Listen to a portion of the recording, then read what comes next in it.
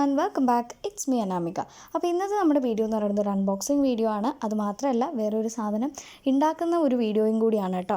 അപ്പോൾ ഇതാണ് നമ്മുടെ ജെന്ന ആർട്സ് ആൻഡ് ക്രാഫ്റ്റിൻ്റെ എയർ ഡ്രൈ ക്ലേ കേട്ടോ. അപ്പോൾ കടൽ ക്ലൗഡിൻ്റെ വീഡിയോയിലൊക്കെ ഒത്തിരി പേര് കണ്ടിട്ടുണ്ടാവും. ഈ ഒരു രീതിയിലാണ് ഇതിൻ്റെ പാക്കേജിങ് വരുന്നത്. അടിപൊളി ക്ലേ ആണ് കേട്ടോ. അപ്പോൾ ഇതിന്ന് കുറച്ച് എമൗണ്ടാണ് ഞാൻ എടുക്കുന്നത്.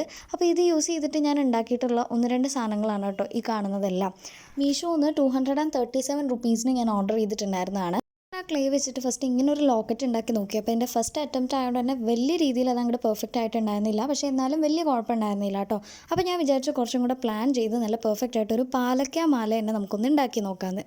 അപ്പോൾ ഇങ്ങനെയുള്ളതിന് നമ്മൾ മുത്തുകളും കൂടിയാണ് ചെയ്യുന്നത് കേട്ടോ. അപ്പോൾ ആദ്യം തന്നെ ജെന്നയുടെ എയർ ഡ്രൈ ക്ലേ നമ്മളൊന്ന് എടുക്കുക. അതിങ്ങനെ ഈ ഒരു രീതിയിലാണ് വരുന്നത്. അപ്പോൾ നമുക്ക് ആവശ്യമുള്ളൊരു എമൗണ്ട് എടുക്കാം. ഞാനിങ്ങനെ കേട്ടോ ചെയ്യണത്. എന്നിട്ട് അതൊരു ടൈറ്റ് ആയിട്ടുള്ള കണ്ടെയ്നറിൽ എടുത്ത് വെക്കുകയാണ് ചെയ്യുക. എന്നിട്ട് ഞാൻ ചെയ്യണത് എന്താണെന്ന് വെച്ച് കഴിഞ്ഞാൽ ഇത് നല്ല രീതിയിലൊന്ന് സോഫ്റ്റ് ആക്കി കൊടുക്കുക.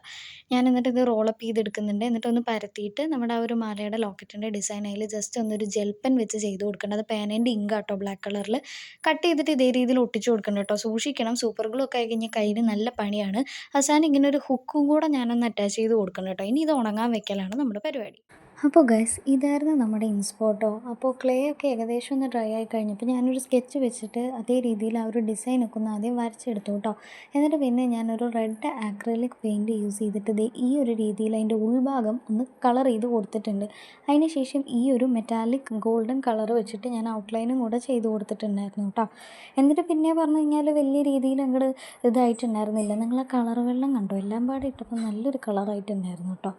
എന്നിട്ട് ഞാൻ പിന്നെയും ഒന്നും കൂടി ഒന്ന് ഷേപ്പാക്കി കൊടുത്തിട്ടുണ്ടായിരുന്നു. ഈ ഒരു റെഡ് കളർ വെച്ചിട്ട് ചെയ്ത് കൊടുത്തിട്ടുണ്ടായിരുന്നു കേട്ടോ. അപ്പോൾ അവസാനം അതൊന്ന് ഡ്രൈ ആയതിനു ശേഷം ഞാനൊരു റെഡ് നെയിൽ പോളിഷും കൂടെ യൂസ് ചെയ്തിട്ട് അതിൻ്റെ ഉള്ളിൽ ഈ ഒരു രീതിയിലൊന്ന് അടിച്ചു കൊടുത്തിട്ടുണ്ടായിരുന്നു കേട്ടോ.